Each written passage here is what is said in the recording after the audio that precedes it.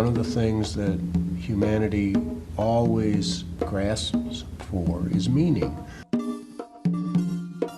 That need to believe is important and motivating to people.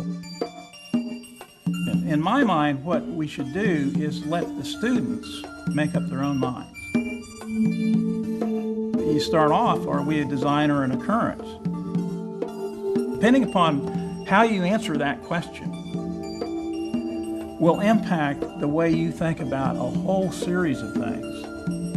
Recommendations of the intelligent design community, and they're running asking against the recommendations for of the consideration, community, the and National we will Academy continue of to. Sciences. John, now why don't you let me finish? Because you're talking nonsense, Pastor? No, Hinduism has a lot to say about creation it is too. Would you be teaching censorship that in that your we classes would as dare well? to touch the So the new tactic is, well, don't call it God, right? And then it isn't religion because we're not going to call it God. They're trying to make this worldview, which our country was founded on, Christianity, look like it's not real. You don't have to teach both sides of a debate if one side is a load of crap. But to try and pretend or masquerade intelligent design as science in the science classroom is like trying to teach the stork theory of sex in anatomy class. The universe, if it was put together by a designer, the designer was incompetent. To be a Darwinist, to be a serious Darwinist, you can't be a Christian. You can't be a theist of any sort. A false dichotomy has been set up since about 1900 that you have to choose God or science. This priest of evolution. If man believes he is descended from the beast, he must remain a beast. And our land will become a land of Sodom and Gomorrah. There are various ways to interpret Genesis. This frustrates me because it really represents the God of the gaps. How is it that they got the line that looks like we went from ape to man? Where is the evidence for that? For many years, before Darwin, people believed that humans were specially created, and I don't think the world was a better place. They feel that our society, our culture, is rapidly going to hell and needs to be saved. And they're making this effort in a genuine attempt to save society. We have a tremendous moral problem in this country. When we look at the young people that are being murdered, the young people that are involved in drugs and the illicit sex, something is wrong.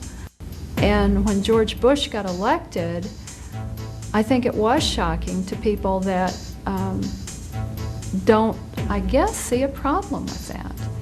Science is not responsible for the collateral damage and not responsible for perversion of its ideas.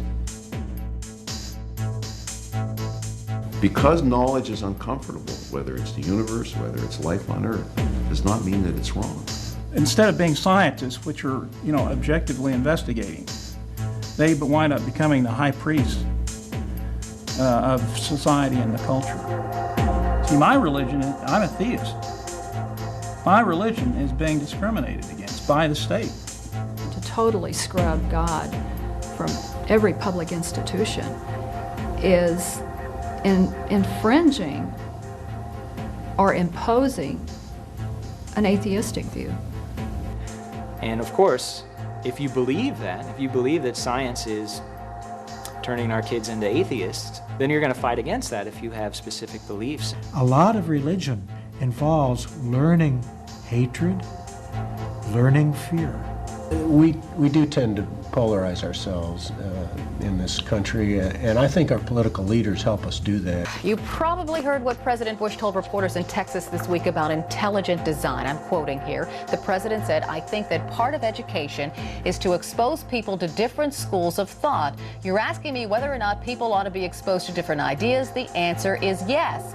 And that is that you teach the controversy, you teach what is fact, and what is theory.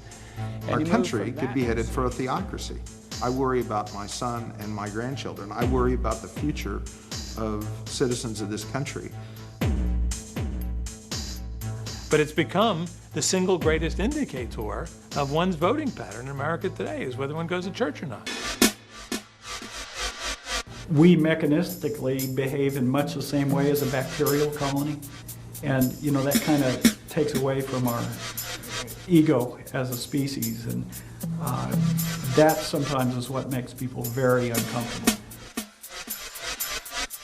Do they want to learn fantasy that makes them feel good? Or do they want to deal in the real world? That's their choice, and I think that's, in this case, society's choice and Kansas's choice. What is this, Russia? Or is this not America? Why are they withholding this information? Because they don't want students to know. They don't want the public in mass to know that there's evidence for this creator God. What Kansas will mean is a foothold and a long, ongoing culture war. If it takes fewer than 50 years, I'd be surprised. But the Darwinian paradigm will crumble. Science is crumbling it. The hair on the back of my neck comes up, and I'm ready for a dogfight. There's just a lot of things that seem out of control.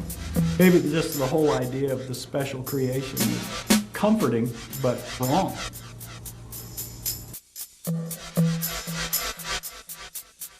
The most uncomfortable piece of knowledge that we ever learn, we learn when we're about 5 or 6 years old, is that we are going to die one day. We are mortal.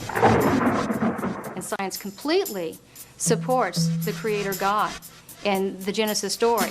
That's reality, and we need to know it.